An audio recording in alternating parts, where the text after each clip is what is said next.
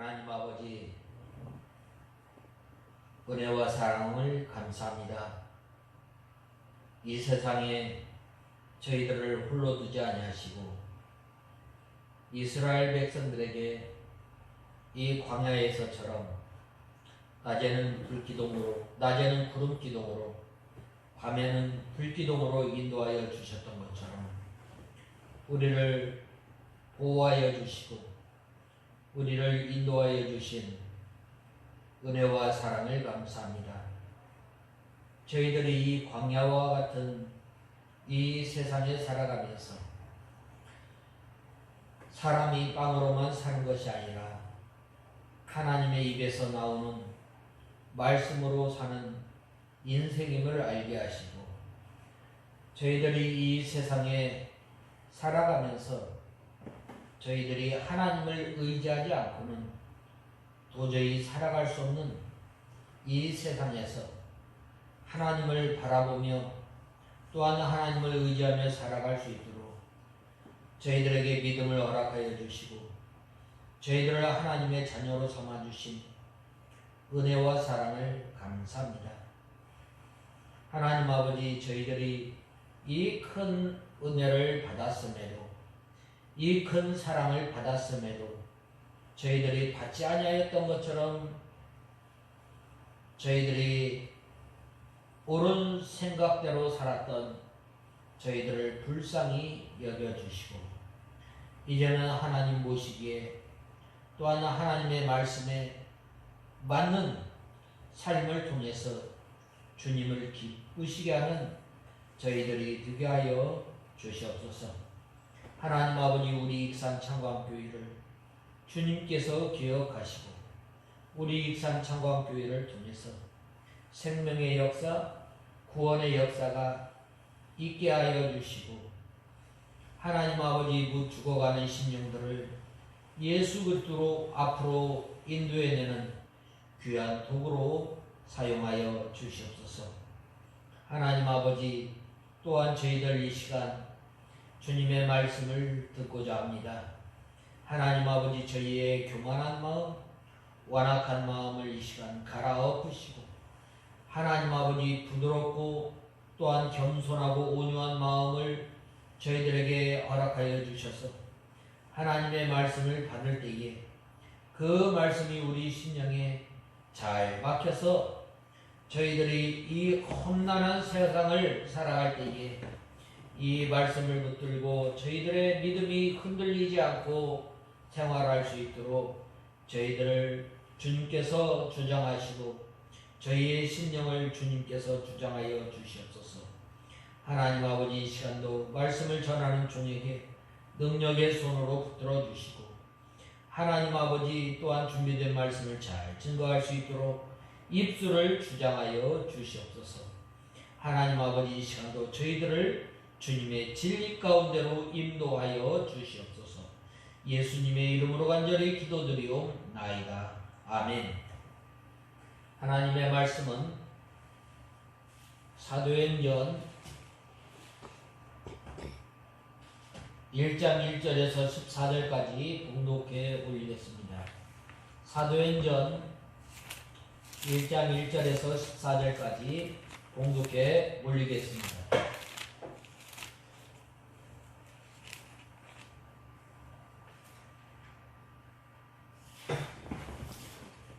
데오빌로여, 내가 먼저 쓴 글에는 예수께서 행하시고 가르치시기를 시작하신부터 모든 곳들에 관하여 기록하였는데 그분께서 택하신 사도들에게 성령을 통하여 명령하신 후에 들어 올림을 받으신 날까지의 일들을 기록한 것이다. 그분께서 고난을 받으신 후에 그들에게 자신이 살아계심을 확실하고 많은 증거들로 보여주시고 40일 동안 그들에게 나타나셔서 하나님 나라에 관한 일들을 말씀하셨다. 그분께서 사도들과 함께 계시면서 그들에게 명령하시기를 예루살렘을 떠나지 말고 내게 들은 바 아버지의 약속하신 아버지의 약속을 기다려라. 요한은 물로 세례를 주었지만 너희는 여러 날이 지나지 않아 성령으로 세례를 받을 것이다 라고 하셨다. 사도들이 함께 모였을 때에 예수께서 질문하여 말하기를 주님, 주께서 이스라엘에게 나라를 회복하실 때가 이때입니까? 하니 예수께서 그들에게 말씀하셨다. 아버지께서 자신의 권한에 두실 때와 시기는 너희의 알 바가 아니다. 그러나 성령이 너희에게 임하시면 너희가 권능을 받고 예루살렘과 온 유대와 사마리아와 땅 끝까지 이르러 내 증인이 될 것이다. 예수께서 이 말씀을 하신 후에 그들이 지켜보는 가운데 들려 올라가시니 구름이 그분을 그들의 시야에서 사라지게 하였다. 예수께서 올라가실 때에 그들이 하늘을 바라보고 있었는데 갑자기 흰옷을 입은 두 사람이 그들 곁에 서서 말하기를 갈릴리 사람들아, 왜 너희는 하늘을 바라보며 서 있느냐? 너희에게서 하늘로 들림을 받으신 이 예수께서는 너희가 하늘로 가신 것을 본 그대로 오실 것이다 라고 하였다. 그 후에 그들이 올리브산이라고 불리는 곳에서 예루살렘으로 돌아왔는데 이 산은 안식일에도 다닐 수 있을 만큼 예루살렘에서 가까웠다. 그들이 예루살렘으로 들어가서 자신들이 머물고 있던 다락방으로 올라갔으니 그들은 베드로, 요한, 야고보, 안드레, 빌립, 도마, 바돌로메, 마테, 알페오의 아들 야고보, 열심당원인 시몬의 아들의 시몬, 야고보의 아들 유다였다. 이들 모두가 여자들과 예수님의 어머니 마리아와 그의 동생들과 함께 한 마음으로 기도에 전념하고 있었다.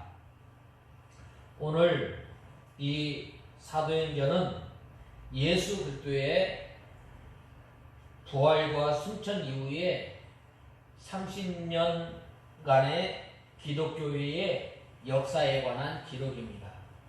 그것은 바로 이제 예수님께서 십자가에 못 박혀 죽으시고 또 부활하신 사건을 통해서 하나님 나라를 증거하며 또 이제 예수님께서 승천하시고 이 성령을 받은 후에 땅끝까지 이르러 이 복음이 증거되었음을 보게 됩니다. 사도행전은 예수 그리스도의 지상사역을 다룬 사복음서들과 연속 선상에서 제시하고 있습니다. 직접적으로는 이 누가복음의 이 연장으로서 계속해서 이 사도행전을 통해서 시작되고 있습니다.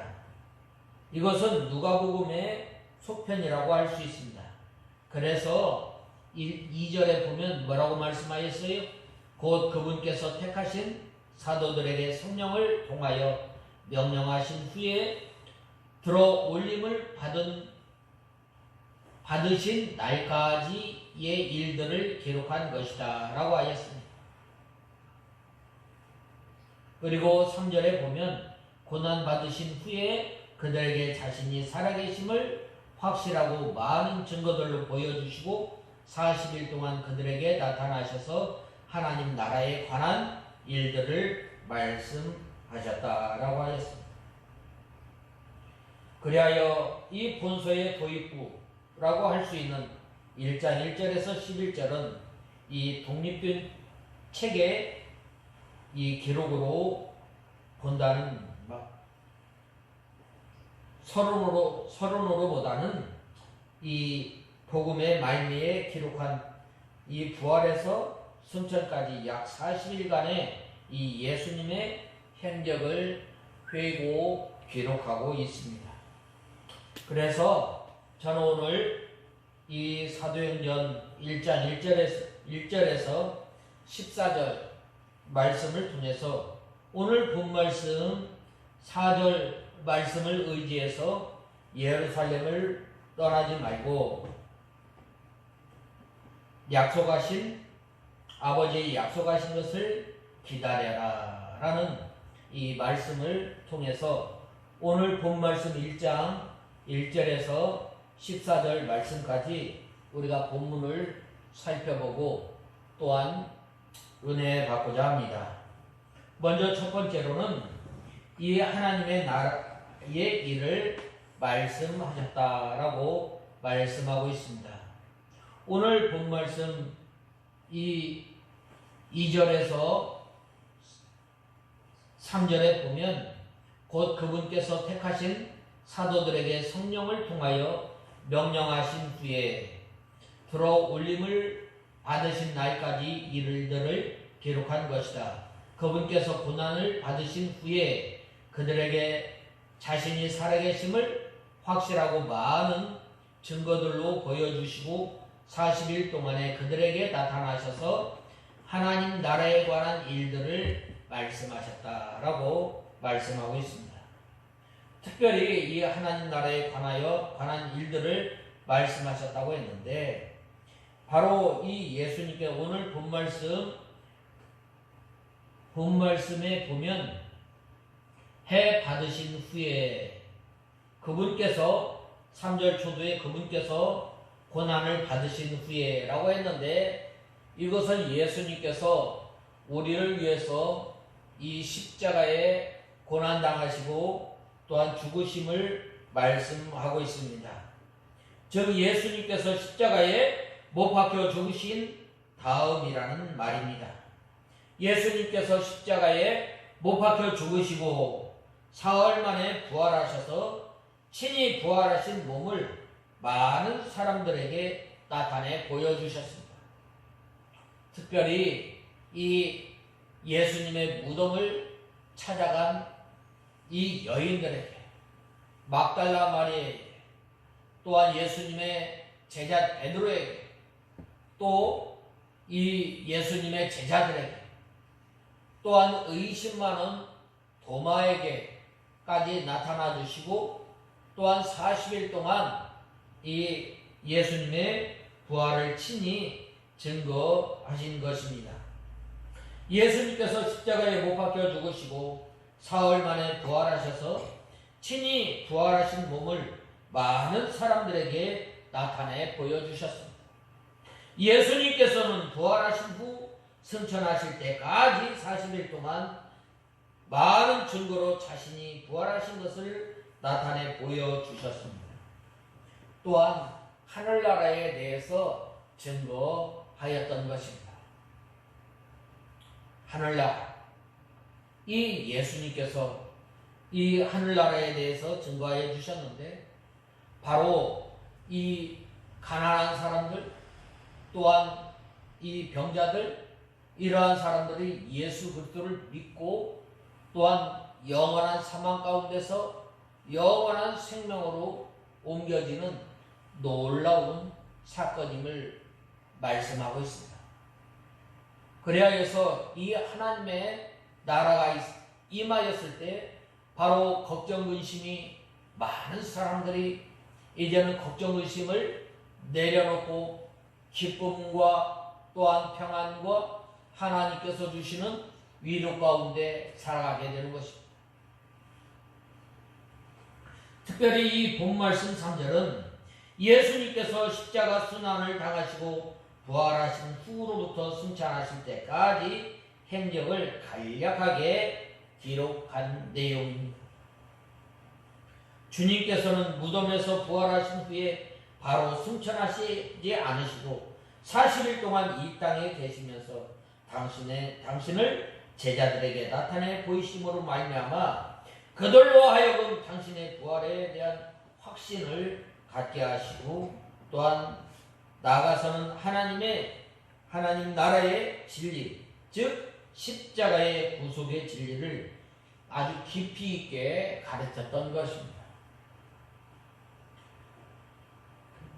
뿐만 아니라 그런데 여기에서 이 누가는 주님께서 이런 일들을 해 받으신 후에라고 행하셨다고 강조하고 있습니다. 해를 받았다, 고난을 받았다라는 말은 이 주님께서 유대 지도자들과 빌라도에 의해 십자가 고난 당하신 이 사실에 대해서 말씀하고 있습니다. 또 제자 가룟 유다에게 배신당하고 백성들에게 이 수욕당하셨던 일들도 또한 포함됩니다. 나아가서는 제자들이 주님을 버리고 뿔뿔이 도망간 일도 포함되며 베드로가 이 주님께서는 이렇게 몸과 마음의 극한 상처를 당하였던 것입니다. 우리가 이러한 해를 받았다면 우리는 어떻게 되겠어요? 우리 같으면 나를 배신하고 나에게 극한 수모를 준 사람들을 어떻게 대하겠어요? 아마 다시는 상대하고 싶지 않을 것입니다. 우리에게 상처 준 사람, 또한 우리에게 마음을 아프게 했던 사람, 어떻게 잘 잊을 수 있겠어요? 그러나 그 상처받은 곳에서 신속하게 떠나기를 원할 것입니다. 아니, 복수하고 싶은 마음도 있을 것입니다. 그러나 주님께서는 그렇게 하지 않으셨습니다. 주님께서는 오히려 그 해받은 곳에서 곧 예루살렘에서 제자들을 다시 모아 그들을 더욱 사랑하시고 더 큰 사명을 주시고 또 하나님 나라의 비밀을 열심으로 가르쳐 주신 거예요. 참 이 다른 사람을 품는다는 것 참 어려운 것입니다. 이 또한 이 다윗이 사울 왕을 끝까지 품고 가잖아요. 왜 그래요? 바로 하나님의 사랑이 가득하기 때문입니다. 바로 이 사랑으로만이 바로 많은 사람들을 품을 수 있음을 말씀하고 있습니다. 예수님께서는 하늘나라에 관하여 말씀하셨을 뿐만 아니라 친히 당신을 배반하고 떠났던 그 제자들에게 찾아가셨을 뿐만 아니라 그들을 품으시고 또한 그들에게 더 큰 사명을 맡기신 것입니다. 또한 우리는 이런 주님의 거룩하신 의지를 우리는 본받아야 합니다. 우리가 주님의 일을 하다 보면 영육간의 상처를 받고 고통을 당하는 일이 있습니다. 사람들의 오해를 받고 또 시기와 질투를 받는 경우도 있습니다. 특히 열심으로 일하는 성도가 이런 일을 잘 당하는 것입니다. 그럴 경우에 많은 성도들이 주의 일을 포기하거나 또한 자기에게 해를 끼친 사람들을 미워하게 됩니다. 심하면 복수하고 싶은 마음이 생기는 것입니다.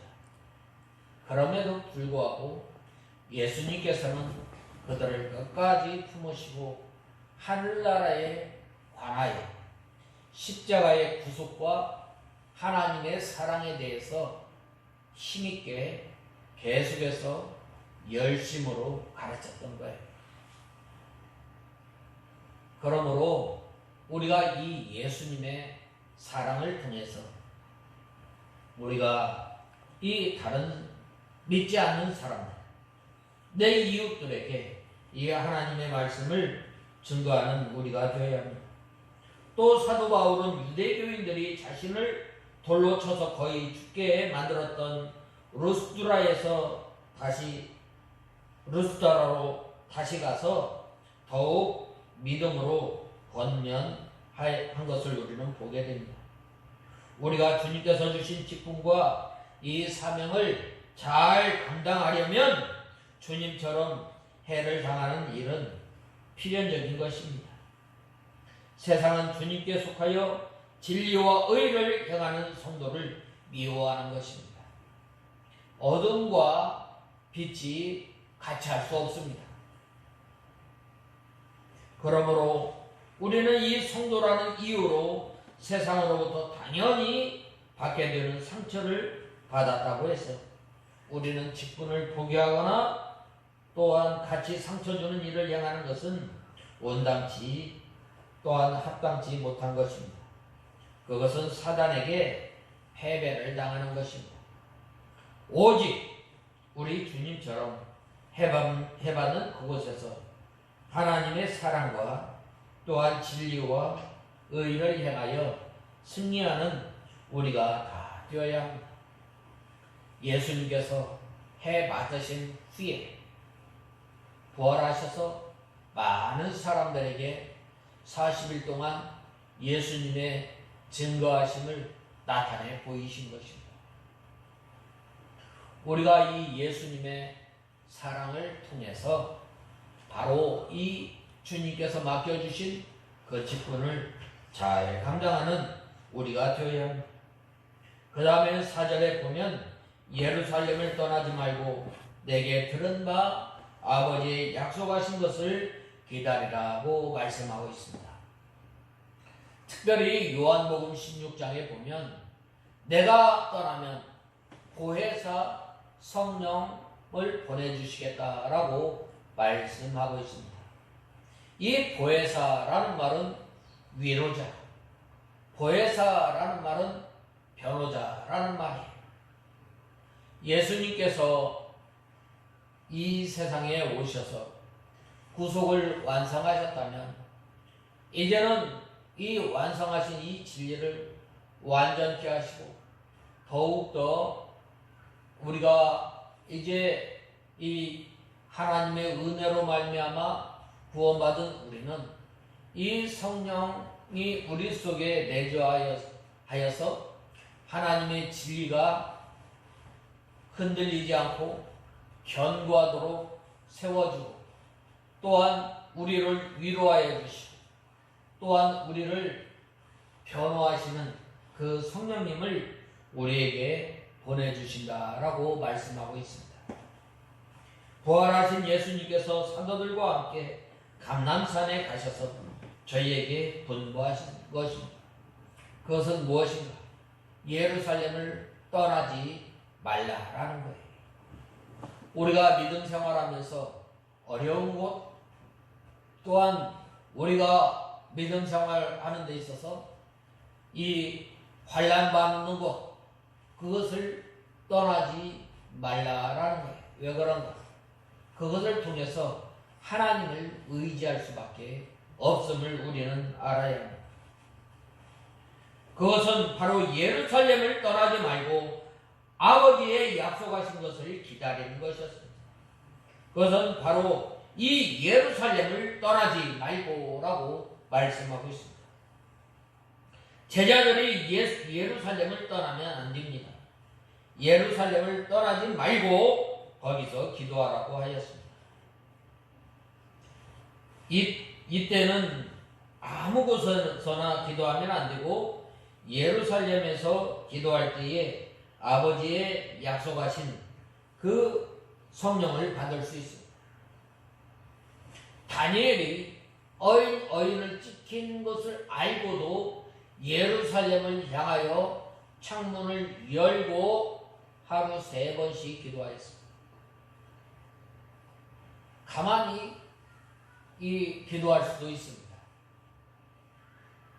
그러나 바로 이 하나님의 말씀을 의지하고 또한 하나님의 말씀을 바라보고 기도하는 그곳에 하나님의 역사가 일어나는 거예요. 날마다 어인이 지킨 줄 알고 한 달 동안 다른 신을 향해서 기도하거나 또한 섬기는 그 사람은 사자굴에 던져 넣는다는 것을 알고도 바로 이 다니엘은 어떻게 했어요? 이 예루살렘을 향해서 창문을 열어놓고 하루 3번씩 기도합니다. 그리하였을 때 하나님께서 어떻게 하였어요? 사자의 입을 막은 거예요. 이 예루살렘은 어떤 곳이에요? 악이 특사하는 곳이에요. 예수님을 잡아 죽인 지 얼마 되지 않았습니다. 그 당시에 그래서 이때에 아무 곳에서나 기도하면 안 되고 예루살렘에서 기도할 때에 아버지의 약속하신 성령을 받을 수 있는데 아버지의 약속하신 것은 바로 성령입니다. 그 당시에 예수님께서 승천하시기 전이므로 보혜사 성령이 오시지 않았습니다. 보혜사 성령은 바로 예수님께서 부활하신 후에 첫 번 오순절 날에 강림하셨던 것입니다. 지금 우리 안에 계신 성령님께서도 보혜사 성령님이십니다. 오순절 성령 강림 전에도 성령님께서 이 세상에 계셨습니다. 예수님께서 성령으로 말씀하셨고 베드로가 주는 그리스도시요 살아계신 하나님의 아들이십니다 라고 고백할 때에도 바로 성령으로 한 것입니다. 마리아에게 성령이 충만하였고 세례 요한, 엘리사벳, 사가랴, 시몬, 안나와 같은 사람에게도 성령이 함께하였던 것입니다. 그러나 오순절에 강림하신 이 성령, 보혜사 성령인데 대언자의 직책을 가지고 오신 것입니다. 바로 이 성령 하나님께서 하나님의 말씀이 선포될 때에 우리의 심령을 주장하여 주셔서 하나님의 말씀을 받을 때에 우리에게 기쁨이 되고 또한 하나님의 말씀을 받을 때에 우리에게 힘이 되고 하나님의 말씀을 받을 때에 바로 그 말씀이 우리의 생명의 양식이 됩니다. 그래서 이 제자들이 예루살렘을 떠나서 기도하면 주의 명령을 어기는 것이므로 보혜사 성령을 받지 못하는 것입니다.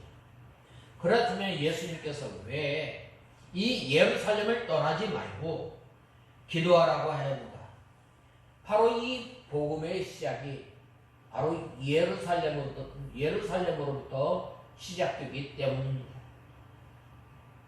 복음이 예루살렘으로부터 시작되어 땅끝까지 전파되어야 할 하나님의 예정과 섭리가 있기 때문입니다. 하나님께서 이 예루살렘을 통해서 복음이 전파되도록 하나님께서 정하십니다. 그리고 또한 여러 가지 사건과 여러 가지 일들을 통해서 이 복음이 증거될 것을 말씀하고 있습니다. 그러므로 하나님의 섭리를 이루기 위해서 우리는 이 예루살렘을 떠나지 말 것을 말씀하고 있습니다.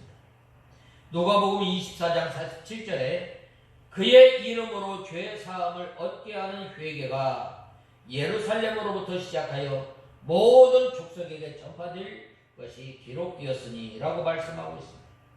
이것이 바로 예루살렘을 떠나지 않는 것이라 할 수 있습니다. 이것이 바로 예루살렘을 떠나지 않는 것이 하나님의 섭리와 하나님의 뜻을 순종하는 것이기 때문입니다. 그 다음에는 왜 예루살렘을 떠나지 말라고 했을까? 예루살렘을 떠나지 않아야 하나님 앞에 간절하게 기도할 수 있기 때문입니다. 우리가 언제 하나님 앞에 간절하게 기도할 수 있겠어요? 바로 위험이 도사리는 것, 생명의 위협을 받는 것, 또한 늘 환난 가운데 있을 때, 어려움 가운데 있을 때, 어떤 교회가 그랬어요? 서머나 교회가 환난과 어려움을 당하였을 때에 적은 능력을 가지고 믿음을 지켰을 때, 믿음을 지킨 거예요. 풍부하거나 또한 부하였을 때에 믿음을 지키고 또한 하나님을 온전히 바라보고 그런 때가 아니라, 그런 때는 어떤 때요? 바로 이 사대교회나 이러한 그 라우디게아 교회와 같은 경우는 어떻게 됐어요? 이 보면은 이 살았으나 죽은 교회, 부한 것 같으나 오히려 가난하게 되는 경우가 얼마나 많이 있어요. 이 부족하고 또한 환란이 있고 또한 어려움 가운데 있을 때에 하나님 앞에 매달리게 됩니다. 바로 이러할 때에 하나님께서 붙들어 주시지 아니하면, 하나님께서 지켜주시지 아니하면 우리는 설 수 없는 존재임을 알게 되잖아요. 예루살렘을 떠나지 않고 기도를 할 때에 간절한 기도를 할 수 있습니다. 우리가 기도할 때 간절한 마음으로 기도해야 합니다. 하나님께서 들어주시지 아니하면 안 되는 그 기도를 할 때에 하나님께서 그 기도를 들어주십니다. 히스기야 이름이 이사야 선지자로 하여금 당신은 이제 며칠 안에 죽습니다. 정리하세요. 그래야 했을 때 얼마나 이 히스기야 임금이 하나님 앞에 기도하였겠어요. 벽을 향하여라고 했거든요. 벽을 향하여. 세상의 모든 것 다 뒤화하고 자기의 모든 능력, 자기의 모든 힘 다 내려놓고 하나님 앞에 기도하였을 때에 그 기도를 응답하지 않았어요. 바로 이 예루살렘을 떠나지 않고 기도하는 것은 바로 하나님 앞에 간절히 기도하게 됩니다. 하나님 아버지, 주님께서 지켜주시옵소서. 옛날 우리 선진들이, 믿음의 선진들이 저 북한에서 6.25 때 내려올 때에 얼마나 힘들었겠어요. 얼마나 어려웠겠어요. 하나님 아버지, 나를 한 번만 이번에 살려주시면 내가 내 몸을 온전히 주님 앞에 바치겠습니다 라고 기도하며 내려온 그 성도들이 있어요. 바로 그리할 때에 하나님 앞에 간절한 그 기도를 합니다. 오늘날 우리가 참 이 간절한 이 기도가 참 사라지는 때에 우리가 살고 있습니다. 그리할 때 우리는 어떻게 돼요? 우리의 심령이 가난해야 합니다. 하나님의 은혜가 아니면, 하나님의 도우심이 없으면 우리는 살 수 없는 존재임을 알아야 합니다. 우리 힘으로, 우리의 능력으로 살 수 있는 것으로 생각하면 하나님 앞에 구할 수가 없습니다. 바로 이러한 이 악의 어두움의 세력이 득세하는 것이었습니다. 주님께서 말씀하신 이 하나님의 나라, 하나님의 말씀과 진리와 의를 바로 세워나가려면 바로 이러한 그 어려움 가운데서 하나님 앞에 간절하게 부르짖게 됨을 우리는 알아야 합니다. 우리가 살아가면서 이러한 그 위급한 때가 있지 않아요? 그리할 때에 바로 하나님 앞에 부르짖게 됩니다. 예루살렘에 머물러 있으면 간절한 기도를 아니할 수가 없습니다. 왜냐? 예수 그리스도를 잡아 죽인 무리들이 다 예루살렘에 있습니다. 또 예수님께서 제자들에게 간절한 기도를 하라고 해도 하지 않기 때문에 사느냐 죽느냐 하는 이 위급한 환경에 빠져 있을 때에 간절한 기도를 하게 됩니다. 예수님께서 이 십자가에 못 박혀 죽으신 후에 제자들이 얼마나 두렵고 떨었겠어요. 예수님께서 이 부활하신 후에 제자들에게 찾아와서 한 말이 뭐예요? 너희에게 평안이 있을지어다 라고 말씀하십니다. 하나님께서 주시는 평안을 가지고 이 예루살렘에 있으라는 거예요.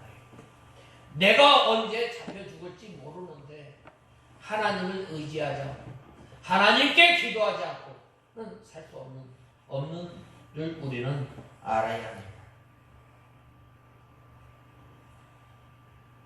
그러므로 제자들이 예루살렘에 머물러 있으면 간절하게 기도를 하게 되는 것입니다.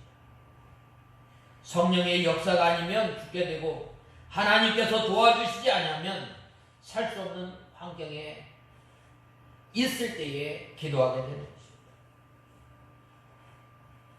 기도하지 않으면 이런 그 환경에 있을 때에 기도하지 않던 사람들이 기도하게 됩니다.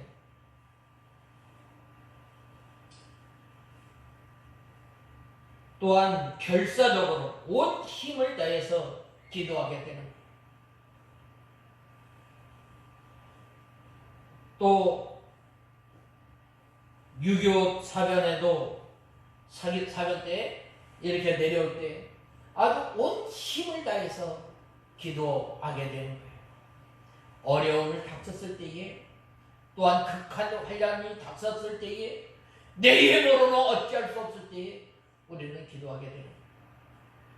우리는 이 하나님 앞에 필사적으로 결사적으로 이 기도하는 자리에 있어야 합니다. 늘 이 자리에 찾는 저와 여러분이 다 되어야 합니다.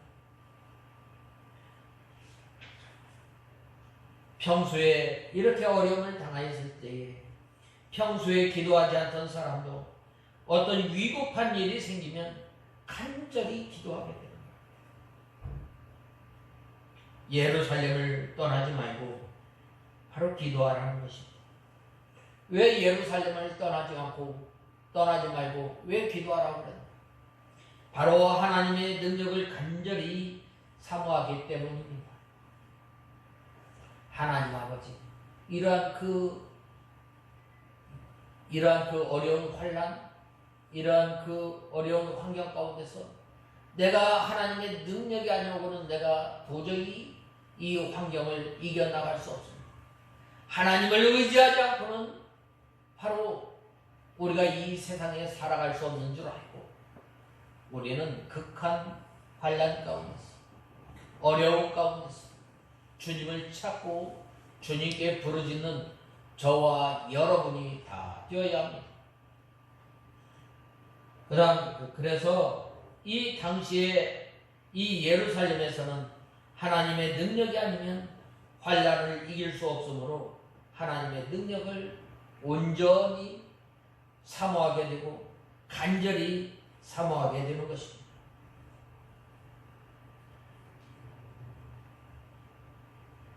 그 다음에는 이 하나님께 생명을 바쳐놓고 헌신하는 생활을 하기 위해서입니다. 예수님의 증인이 되는 생활을 하려면 이 생명을 하나님께 내놓아야 합니다.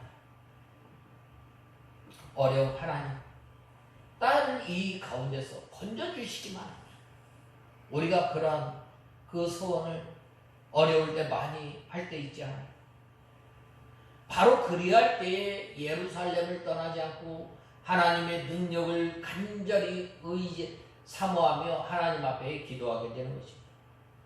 또한 그리할 때에 이제는 나를 한 번만 살려주시면 내 생명을 주님께 바치겠습니다 라고 우리가 소원하는 그러한 그 기도를 하게 됩니다. 예루살렘을 떠나지 않고 기도할 때에 그 생명을 하나님께 바쳐놓고 기도하게 되므로 앞으로도 하나님께 생명을 바쳐서 이 봉사하는 일, 또 하나님의 몸된 교회를 섬기는 일, 또한 주님의 귀한 복음을 전파하는 일에 전무할 수 있게 되는 것입니다. 이 당시에 예루살렘의 이 상황은 어떠했습니까? 바로 예루살렘은 이 사단의 위가 득세한 곳입니다. 하나님을 믿는 것 같지만 하나님을 믿는 세력들이 아주 극에 달했습니다. 하나님을 잘 섬긴다고 하는 그 종교 지도자들, 제사장, 바리새인들, 또 사두개인들, 장로들, 많은 강력한 세력들이 있었던 것입니다. 서만화 교회가 왜 그렇게 온 적은 능력을 가지고 믿음을 지켰을까요? 그것은 바로 사단의 회가 그곳에 있기 때문에 하나님의 능력이 아니고는, 하나님의 힘이 아니고는 살 수 없는, 믿음을 지킬 수 없는 것인 줄 알고, 오직 예수 그리스도의 은혜가 아니면 버틸 수 없는 그 환경이었기 때문입니다. 우리가 살아가는 이 세상도 마찬가지예요. 하나님의 은혜가 아니면, 하나님의 능력이 아니면, 하나님께서 도와주시지 않으면 우리는 살 수 없는 이 세상에서 우리는 살고 있음을 우리는 알아요. 그 다음에는 이 예루살렘은 어두움의 세계요 빛이 없는 세계입니다. 요한복음 11장 9절에서 10절에 보면 사람이 낮에 다니면 이 세상의 빛을 보므로 실족하지 아니하고 밤에 다니면 빛이 그 사람에 없는 거로 실족하느니라 라고 하였습니다. 예수님께서 십자가에 못 박히시기 위하여 잡히실 때부터 어둠의 권세가 시작되어 이때까지 되었던 것입니다. 그 다음에는 이 당시에 이 예루살렘의 상황은 어떤 상황이었어요? 예수 그리스도를 믿는 신자들을 잡아 죽이는 그 시대의 그 상황이었습니다. 맨 처음에 예수님을 위해서 예수님께서 십자가에 못 박혀 죽으시고 부활하신 후에 먼저 순교한 사람이 누구였어요? 바로 야고보였어요. 야고보가 이 예루살렘 교회에서 순교하였는데 바로 이 예루살렘은 어둠이 득세하고 또한 어둠의 세력이 가득한 곳이었습니다.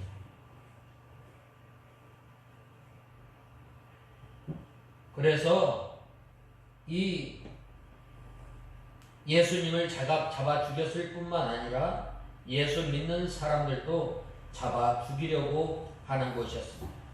그러므로 제자들이 숨어서 나타나지 못하고 있었을 때입니다. 한마디로 말하면 이 예루살렘에서 기독교 박멸운동이 한참 전개되었던 것입니다. 바로 그러한 곳에서 믿음을 지키기란 참으로 힘들고 어려웠지만 바로 하나님 앞에 기도하고 또한 예수님께서 약속하신 성령을 이 간절히 사모하지 않을 수밖에 없었던 것입니다. 그래서 이 예루살렘을 왜 떠나지 말라고 하는가? 그 목적이 무엇인가? 바로 이 생명을 내놓고 말씀을 지키기 위해서입니다. 생명을 내놓을 때에 바로 예루살렘을 떠나지 말라는 말씀을 지킬 수 있습니다. 이 생명을 내놓지 않으면 이 말씀을 지킬 수 없습니다. 믿음의 선진들이 바로 이 생명을 내놓고 나갈 때에 하나님의 말씀을 지킬 수가 있었습니다. 너는 나 이 위에 다른 신을 섬기지 말라라는 이 말씀을 지킬 때에 바로 신사참배를 거부하였던 것입니다.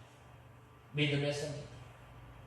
또한 너는 나 위에 다른 신을 섬기지 말라라는 이 하나님의 말씀을 지켜 순종할 때에 바로 예수님을 부인하라고 하였을 때 예수님을 이제 인정하며 예수님을 믿음으로 고백하고 또한 믿음을 지킴으로 순교를 당한 믿음의 선진들이 있습니다. 그러므로 이 예루살렘을 떠나지 말고 약속하신 성령을 기다리라. 우리의 있는 자리, 바로 이 믿음의 자리 굳게 서서 우리가 믿음을 잘 지킬 때에 성령 하나님께서 우리와 함께 하시는 것입니다. 사도 바울도 예루살렘에 올라가면 환난과 결박이 기다리고 있는 줄 알면서도 하나님의 뜻을 따라 죽을 각오를 하고 예루살렘에 올라갔습니다. 그러나 요나는 하나님의 명령을 거스려 다시스로 가다가 고기배 속에 들어갔던 것입니다. 하나님의 명령은 니느웨로 가서 복음을 전하라고 하였지만 하나님의 명령을 거스리고 다시스로 가다가 하나님의 심판을 받았던 것입니다. 우리 성도가 하나님의 말씀을 거스리고 나갈 때 요나와 같이 풍파가 일어나고 모든 사람들 앞에 부끄러움을 당하며 마지막에는 환난의 바다에 빠져서 징계의 채찍을 받게 되는 것입니다. 누구나 하나님의 말씀을 거역하면 사망입니다. 그러므로 우리는 그 말씀을 귀히 여겨 순종할 때에 이 생명을 얻게 되는 것입니다. 그러므로 하나님의 말씀을 생명과 바꾸어 가질 수 있는지 우리는 시험하여 능력 주시기 위하여 예루살렘을 떠나지 말라고 말씀하셨던 것입니다. 육신의 생명보다 하나님의 말씀을 더 귀히 여기고 그 말씀을 떠나지 않는 사람이 참된 하나님의 사람입니다. 이것을 가르치기 위해서 이 하나님께서 여러 가지 시험과 환난과 어려움을 우리 성도들에게 주시는 것입니다. 우리 성도가 평안할 때는 잘 믿는 것 같고 또 성경 말씀을 잘 지키는 것 같지만 어려운 환경에 처하게 되면 이 하나님의 말씀 성경을 헌신짝처럼 버리는 사람들이 많이 있습니다. 제자들이 이 시험을 치렀습니다. 생명보다 말씀을 더 귀히 여기고 말씀을 떠나지 않으면 이 제자의 자격이 있고 예수님의 증인의 자격이 있습니다. 그러한 사람을 만들어 가시려고 예수님께서 이 예루살렘을 떠나지 말라라고 말씀하고 있습니다. 이 예루살렘을 떠나지 말라. 바로 하나님의 능력을 생명보다 귀히 여기는 사람을 만들기 위한 것입니다. 만들어져 나가는 것 참으로 귀한 것입니다. 하나님의 능력 있는 사람 만들어가는 것. 예수 그리스도의 좋은 사람으로 만들어가는 사람. 그건 바로 디모데후서 2장에 보면 뭐라고 말씀하였어요? 은혜 속에 강하고 고난을 받아야 할 것을 말씀하고 있습니다. 우리 성도가 만들어져 나가는 것. 우리 사람이 만들어지고 성장하는 것. 그 고난이 어린아이가 앉았다 일어서서 걷기까지 얼마나 힘든 과정이 있는지 모릅니다. 넘어지면 또 일어나고 넘어지면 또 일어나고 한 발짝 걷다가 넘어지고 두 발짝 걷다가 넘어지고 할 때 어떻게 돼요? 그 아이가 비로소 걷게 됩니다. 아이가 엄마, 아빠라는 말을 할 때 얼마나 많은 이 말을 반복하는지 모릅니다. 그 말 한마디 하기 위해서 어떻게 돼요? 바로 이 약 70번 이 말을 반복하게 되는 거예요. 그리할 때에 자라나게 되는 것입니다. 하나님의 능력을 자기의 생명보다 귀히 여겨야 합니다. 성도가 하나님의 은혜를 받지 않아도 살 수 있다고 생각하면 안 되는 것입니다. 은혜를 받지 못하고 하나님의 능력이 함께하지 않으면 아무것도 알 수 없는 연약한 존재임을 우리는 알아야 합니다. 그럼에도 우리는 착각하면서 하나님의 능력, 하나님의 은혜가 없어도 살 수 있다라고 생각합니다. 내 힘으로, 내 능력으로 살 수 있다라고 생각하는 거예요. 그러나 절대 그렇지 않습니다. 우리는 하나님의 은혜, 하나님의 능력이 없이는 우리는 살 수 없음을 우리는 알아요. 하나님의 말씀과 능력이 생명이므로 능력의 사람이 되도록 우리는 힘써야 합니다. 그럴 때 어떻게 돼요? 바로 이 예루살렘에 우리는 있어야 합니다. 오늘날의 예루살렘은 어느 곳이에요? 바로 현재 우리가 있는 곳이, 우리가 당한 환경, 우리가 있는 위치, 그 자리를 잘 지키는 거예요. 그 자리를 지킬 때에 하나님께서 능력 있는 사람으로 만들어가는 거예요. 제자들이 예루살렘에 있을 때에 그 능력을 생명보다 귀히 여기는 자리에 들어갈 수 있습니다. 사도 바울은 이 데살로니가전서 1장 5절에서 우리의 복음이 말로만 너희에게 이룬 것이 아니라 오직 능력과 성령과 큰 확신으로 된 것이다 라고 말씀하고 있습니다. 복음을 말로만 전해도 안 되고 또 말로만 믿어서는 안 됩니다. 능력으로 믿어지는 거예요. 능력. 예수 그리스도를 믿기 위해서 우리가 얼마만큼 세상 사람들로 인하여서 고난을 받았는가, 얼마나 이 믿음을 지키기 위해서 어려움을 당하였는가, 그것을 통해서 믿게 돼요. 주일 지키는 것, 회식 자리에 가서 술 안 먹는 것, 주일을 온전히 지키는 것, 때로는 믿는 사람들로부터 조롱을 받게 되는, 비방을 받게 되는, 그러면서 믿음이 점점 자라나게 되고 하나님의 말씀이 우리 가운데 큰 확신으로 오게 되는 것입니다. 그 다음에는 생명을 내어놓고 사명을 이루기 위해서입니다. 그 다음에는 자기의 위치를 떠나지 않고 지키기 위해서입니다. 성도는 하나님께서 세워놓은 각자의 위치가 있습니다. 그러므로 자기의 위치에서 생명을 내어놓고 자기 자리를 지켜야 합니다. 예루살렘에 있으라고 하면 예루살렘에 있고, 감옥에 있으라고 하면 감옥에 있어요. 감옥에 있을 때에 이 바울과 실라가 감옥에 있을 때에 그곳에서 하나님 앞에 뵙기도 하고 하나님 앞에 찬송하였을 때에 옥문이 열리게 되는 큰 능력이 임하게 된 것입니다. 또한 베드로가 감옥에 있을 때에 어떻게 했어요? 감옥에 문이 열리고 또한 수갑이 풀려져서 착고가 풀려서 어떻게 됐어요? 바로 이 감옥에서 나오게 되지 않았어요. 그러므로 우리 성도는 이 자기 자리를 떠나면 안 되는 거예요. 자기 자리를 지킬 때에 하나님의 큰 능력이 임하게 되는 거예요. 자기 자리에 있을 때에 하나님께서 주신 직분을 귀하게 여기는 것입니다.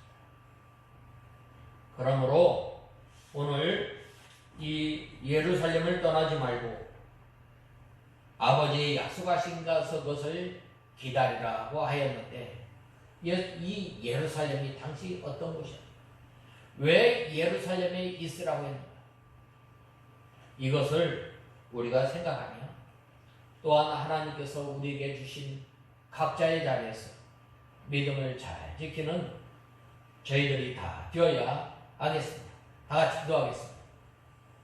하나님 아버지 주님의 은혜와 사랑을 감사합니다. 하나님께서 이 예루살렘을 떠나지 말고 이 하나님께서 약속하신 바 성령을 약속하신 바를 기다리라고 했는데 저희들이 예루살렘을 떠나지 않는 삶을 사는 저희들 되게 하여 주시옵소서.